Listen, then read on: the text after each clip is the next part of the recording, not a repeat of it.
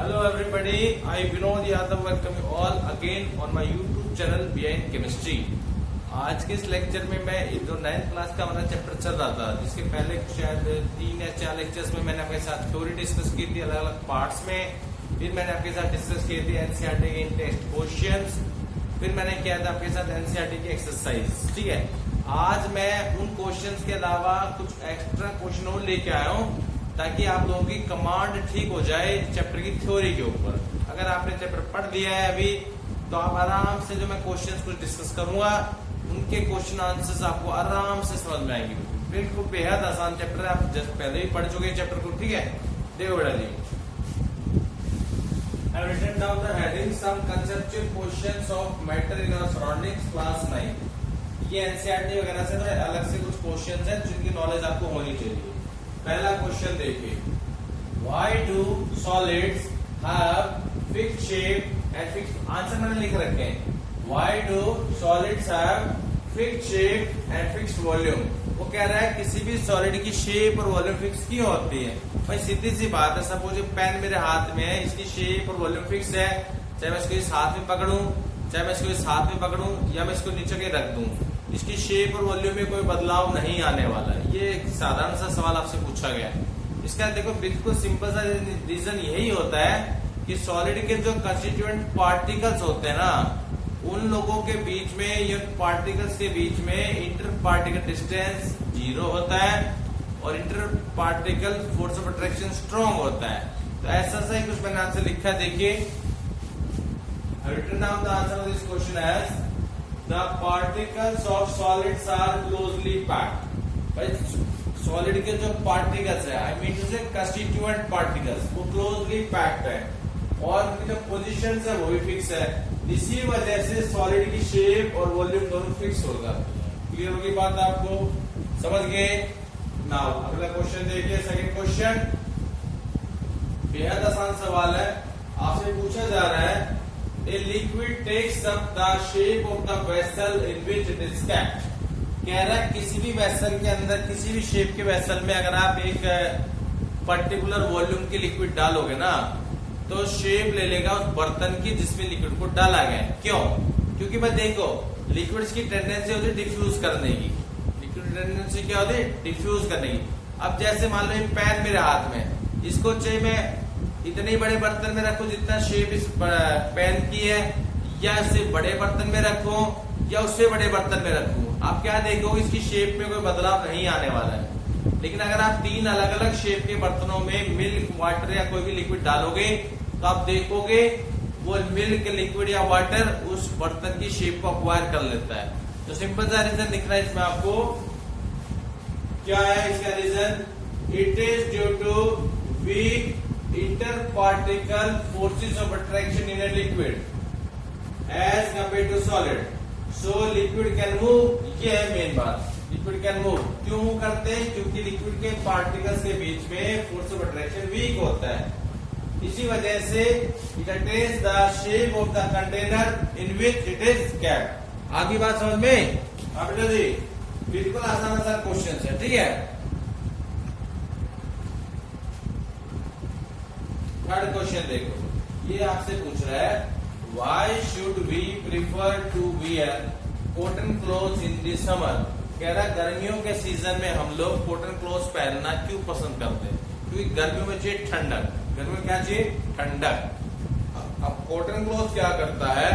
गर्मियों में आएगा पसीना, तो कॉटन की टेंडेंसी होती है पसीने को एब्जॉर्ब करने की। जब पसीना कॉटन के कपड़े पे एब्जॉर्ब हो जाएगा तो पसीने के अंदर जो पानी है उसको सरफेस एरिया मिल जाएगा बड़ा। ओके, वो सराउंडिंग की हीट का यूज करेगा और उसमें जो पानी है पसीने में वो वेपरेट हो जाएगा। वेपरेट होने से क्या होगा? फिर वो सराउंडिंग की हीट यूज करिए ना, तो आपके आसपास का इलाका हो गया ठंडा, जो आपको एक कूलिंग इफेक्ट प्रोवाइड करता है। इस वजह से हम लोग क्या पहनना पसंद करते हैं? कॉटन के कपड़े गर्मियों में। अब देखो क्या लिखा है, cotton absorbs our sweet. Cotton absorbs our sweet, sorry e आएगा। Cotton absorbs our sweet and provide a large surface area to it for evaporation. अब आप जानते हैं, थोड़ी पढ़ाया था, evaporation causes cooling, so our body feels cooling effect, particularly कब? Summers के अंदर। कब? समर्स के अंदर, ठीक है।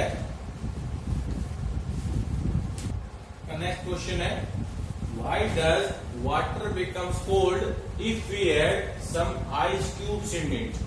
भाई सबको पता है, अगर आप पानी में बर्फ घोलोगे तो पानी ठंडा हो जाता है, वो तो ऑब्जर्वेशन है, और वो ठंडा हुआ क्यों, वो इंपॉर्टेंट चीज है। अब उसको समझिए। देखिए, जब आप पानी में बर्फ डालोगे तो बर्फ का टेम्परेचर तो कम है as compare to that water you have taken from a pot और समवेयर एल्स, ठीक है। तब बर्फ पिघलेगी तो यूज करेगी हीट का। हीट कहां से लेगी? जिसमें वो डूबी हुई है। किसमें डूबी हुई है? पानी में। I mean to say ice uses latent heat of fusion, या ice uses heat in the form of latent heat from the water. अब क्योंकि वाटर ने हीट लॉस की है ना, तो पानी ठंडा ही लगेगा यार, सिंपल सी बात है। देखो, why does water becomes cold if we add some ice cubes into it? Now answer. Ice in the water melts. For melting, it uses energy equal to latent heat of fusion. ये पानी से use कर रहे हैं, which it takes from water. And अब क्योंकि पानी ने एनर्जी लॉस करी है ना, इसी वजह से as a result water becomes cold. ये चैप्टर में दे रखा था ना, इसको ध्यान रखना आप लोग, ठीक है। नेक्स्ट क्वेश्चन देखो, ये चैप्टर में दे रखा जनरल नॉलेज टाइप साइंस का क्वेश्चन है। देखो, एक तो आप पानी गर्म कर रहे हो, ये अपने जैसे दिल्ली में रहते हैं मान लीजिए यहाँ पे, और एक आप पानी गर्म कर रहे हो माउंटेन पे, सब शिमला गए, वहां गर्म कर रहे हो। दोनों सेम टाइम पे गर्म करना, पता करना कहाँ का बॉइलिंग, कहाँ वाले पानी का बॉइलिंग पॉइंट कम है, या यूं कहते हो कौन सा पानी जल्दी उबल जाएगा। तो मैं फैक्ट बता देता हूं, माउंटेन्स के ऊपर अगर आप पानी गर्म करोगे तो एज कम्पेयर टू दिल्ली और प्लेन्स आप कह सकते हैं, वहां जल्दी उबल जाएगा, क्योंकि वहां बॉइलिंग पॉइंट घट जाता है। वो घट क्यों जाता है, उसके लिए देखो आपको 9th क्लास में तो खैर बॉइलिंग पॉइंट की डेफिनेशन नहीं है, जो 12th क्लास में दे रखी है, या फिर भी आप समझदार अगर ये क्वेश्चन कर रहे हैं तो समझ लीजिए। बॉइलिंग पॉइंट किसी भी लिक्विड का वो टेम्परेचर होता है जब उस लिक्विड का वेपर प्रेशर जो है वो एटमॉस्फेरिक प्रेशर के बराबर आ जाता है, ठीक है। जैसे लिक्विड का वेपर प्रेशर एटमॉस्फेरिक प्रेशर के बराबर आएगा हीटिंग करने पर, वो तुरंत बॉइलिंग शुरू हो जाएगी उसकी, ठीक है। तो इस क्वेश्चन का फैक्ट ये है कि माउंटेन्स के ऊपर जो एटमॉस्फेरिक प्रेशर होता है वो कम होता है। क्या होता है? लो। तो जल्दी से वेपर प्रेशर पहुंच जाए उसके बराबर, जिसकी वजह से बॉइलिंग भी शुरू हो जाएगी जल्दी, ठीक है। देखो जी, the boiling point of water in Shimla is lower than Delhi. Answer सुनिए, the boiling point of any liquid is the temperature at which vapour pressure of the liquid becomes equal to the atmospheric pressure. तो होगी definition किसी boiling point की। अब आगे है main answer, since atmospheric pressure is lower on mountains as water boils at low temperature in Shimla. आगे बेटा जी बात समझ में। अब एक क्वेश्चन हो रहा है, थर्ड क्वेश्चन, ठीक है जी। देखो, ये आपका नेक्स्ट क्वेश्चन 36 है, सॉरी। देखो क्या कह रहा है, why ice is rubbed on a burnt part of the skin। अगर आपकी स्किन जल जाती है छोटी मोटी, तो उसमें आप बर्फ क्यों रगड़ते हो? बर्फ पिघलेगी।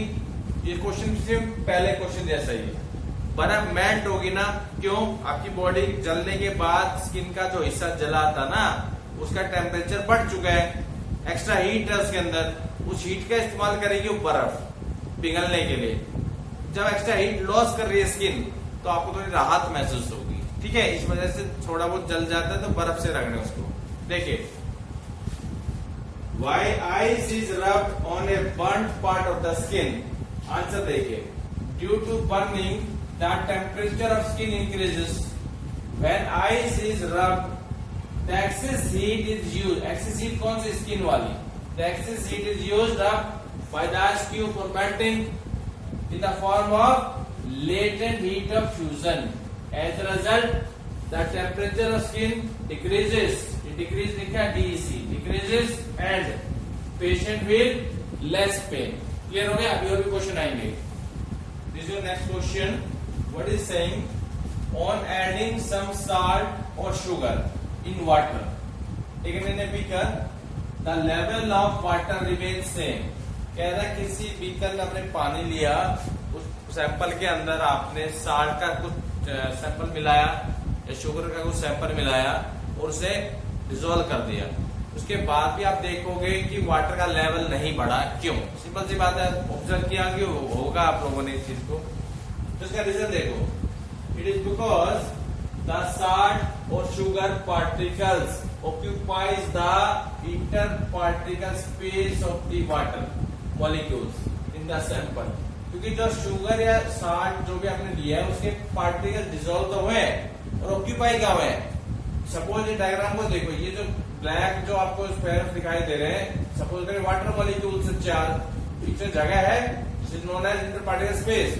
ये रेड कलर का सपोज करो कि आता रेड कलर का आपको दिखाने के लिए बनाया, वैसे हमें सबको पता व्हाइट होता है साल्ट है शुगर पार्टिकल। तो ये शुगर या साल्ट का पार्टिकल है, ये है कहाँ? ये इनके बीच में जो इंटर पार्टिकल स्पेस था वहां पे ऑक्यूपाई हो गया। अब ऑक्यूपाई होने के बाद इनकी तो ओवरऑल तो वॉल्यूम वही थी जो पहले थी, तो भैया जब वॉल्यूम नहीं बढ़ी तो लेवल कैसे बढ़ जाएगा? Is that clear? You have to just write simple answer as I have written on the board. It is because the salt of the sugar particles occupies the interparticle space of the water molecules in the sample। बस ये इसका answer लिख के ना, ज्यादा तो diagram step से बना के आ सकते हैं। क्लियर हो गया? नेक्स्ट क्वेश्चन देखो, what is saying, why we observe water droplets on the outer surface of a beaker containing ice cold water। ये तो पक्का सब, ये जो क्वेश्चन में बता रहा हूँ आपने पक्का ऑब्जर्व कर रखे सब चीजें, ठीक है? तो ये कह रहा है कि सपोज करो आपके पास स्टील का ग्लास है, आपने आइस कोल्ड वाटर लिया, अब जिस लेवल तक आइस कोल्ड वाटर था वहां तक देखना, उसके बाहर वाली जो वॉल है ग्लास की, वहां पे आपको पानी की छोटी छोटी ड्रॉपलेट्स दिखाई देंगी। तो वो कहां से आई? अब ग्लास में तो होल है नहीं, ग्लास में कोई होल नहीं है, तो आखिर आई कहां से वो? ये क्वेश्चन ऐसा है, समझिए इसके ऊपर ही। देखो what I have written, ice cold water decreases the temperature of the walls, outer walls of the beaker also। Okay, ice cold water decreases the temperature of the walls of the beaker। As a result, the water vapors present in the air surrounding the beaker get condensed and they get deposited on the outer walls of the beaker, जो आपको दिखाई देती है। Is that clear? ये next question है आपका। What is saying? A punctured tire becomes flat more easily या more faster in summer than in winter। Why? भाई पंक्चर टायर में थोड़ी बहुत हवा होगी, थोड़ी बहुत तो होगी, पर गर्मी का मौसम है, गर्मी के मौसम में टेम्परेचर क्या है? हाई है, तो उसके अंदर तो थोड़ी बहुत भी हवा है, उसका डिफ्यूजन हो जाएगा फास्ट। पूरी हवा निकल गई तो फ्लैट तो होगा ही ना टायर आपका। सर्दियों में टेम्परेचर थोड़ा कम रहता है, पूरी हवा का डिफ्यूजन नहीं हो पाता है, इसकी वजह से उसका जो फ्लैटनेस है वो कम रहती है। ऐसे कुछ आंसर है, देखो इसका छोटा सा आंसर लिखा है, rate of diffusion increases with temperature. इतना भी लिख के आओगे तो आपको मार्क्स मिल जाएंगे। Rate of diffusion increases with temperature, किसका डिफ्यूजन? एयर का डिफ्यूजन। जब पूरी हवा निकल गई तो फ्लैट तो हो जाएगा ना टायर। क्लियर होगी बात आपको? Next question, what is saying, why is air more dense than at sea level. Sea level के ऊपर जो हवा होती है वो मोर डेंसिटी वाली होती है। क्यों? Because the pressure of the air is maximum at the sea level. और जब प्रेशर ज्यादा है एयर के ऊपर तो उसकी वॉल्यूम कम हो जाएगी क्योंकि वो कंप्रेस हो गई है। समझ रहे? बस सेम मास की एयर है, एक सी लेवल के ऊपर है, एक आप जहां मैं रहता हूँ या आप लोग दिल्ली वगैरह में रहते होंगे वहां पे है। क्लियर? तो सेम मास की गैस की कंप्रेशन कहाँ ज्यादा है? सी लेवल के ऊपर, तो वॉल्यूम भी कम हो जाएगी ना। तो कम वॉल्यूम की वाली की जब डेंसिटी आप निकालोगे सेम मास के लिए तो वो क्या हो जाएगी? कम ज्यादा हो जाएगी। इस वजह से क्वेश्चन पिक कर रहा, why is air more denser than sea level? तो सिंपल आंसर लिख के आना है, the pressure of the air is maximum at the sea level and hence is more compressed and has less volume. Simple सी बात है, ठीक है? अगला क्वेश्चन देखो, what is saying,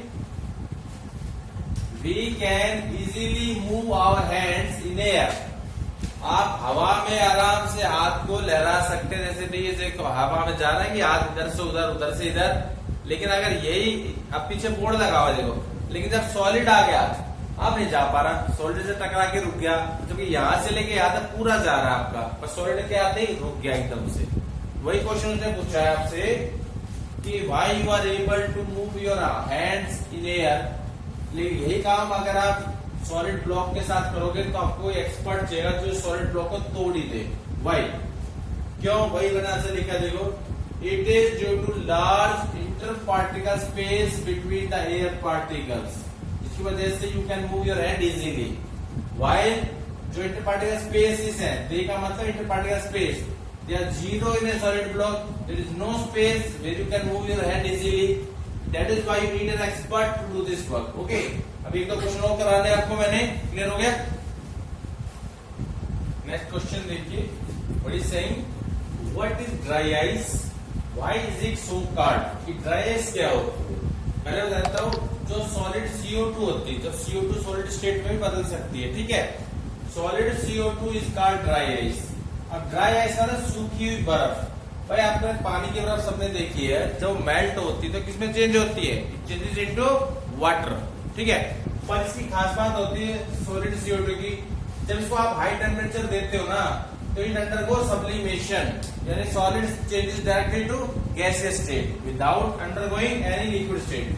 that is why it is called dry ice. That is why it is called dry ice.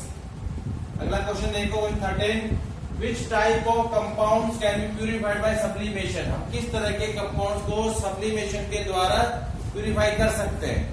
देखो, जिन compound मान compound है उसमें इम्प्योरिटीज है, तो इम्प्योर कंपाउंड बन गए ना, उसे प्योर करना है। भाई जिन कंपाउंड्स के अंदर इम्प्योरिटीज का सब्लिमेशन नहीं होता है, केवल कंपाउंड का सब्लिमेशन होता है, हीटिंग करने पर केवल कंपाउंड वेपराइज हो जाएगा, इम्प्योरिटीज नीचे रह जाएंगी।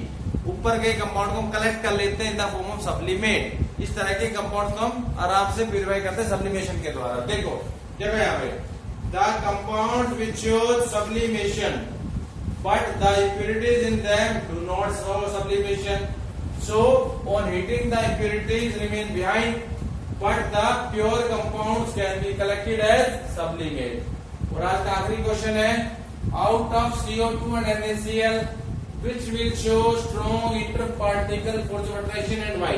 आपको एक सैंपल दिया है CO2 का, दूसरा सैंपल है NaCl का, पूछ रहा है इंटरपार्टिकल फोर्स ऑफ अट्रैक्शन किसमें स्ट्रॉन्ग है। तो आपने तो मैटर का पढ़ा है सॉलिड टू गैस जैसे, तो सॉलिड में इंटरपार्टिकल फोर्स ऑफ अट्रैक्शन सबसे स्ट्रॉन्ग होता है, गैस में सबसे कम होता है। तो इन दोनों में पहचान करो, CO2 गैस है, NaCl सॉलिड है, तो ऑब्वियसली यार NaCl के जो पार्टिकल्स हैं उनके बीच में inter particle force of attraction सबसे सॉलिड ज्यादा होगा। वाई का आंसर वही देखिए ना आपने, NaCl exist as a solid, that is why it has strong inter particle force of attraction, while CO2 exist as a gas. तो ये कुछ और क्वेश्चंस थे जो NCERT के अलावा मैंने आपके साथ डिस्कस किए हैं। होपफुली इनको करने के बाद आपकी कमांड थोड़ी अच्छी हो जाएगी चैप्टर के अंदर। तो नेक्स्ट लेक्चर के अंदर मैं आपके साथ डिस्कस करूंगा NCERT के एग्जाम्पलर प्रॉब्लम्स, NCERT के एग्जाम्पलर प्रॉब्लम्स, उसके लिए आप तैयार रहेगा। तो अगर आपको लेक्चर अच्छा लगा हो इसे लाइक कीजिएगा, शेयर कीजिएगा, और जो पहली बार मेरे साथ जुड़ रहे हैं please subscribe my channel win chemistry. Thank you very much.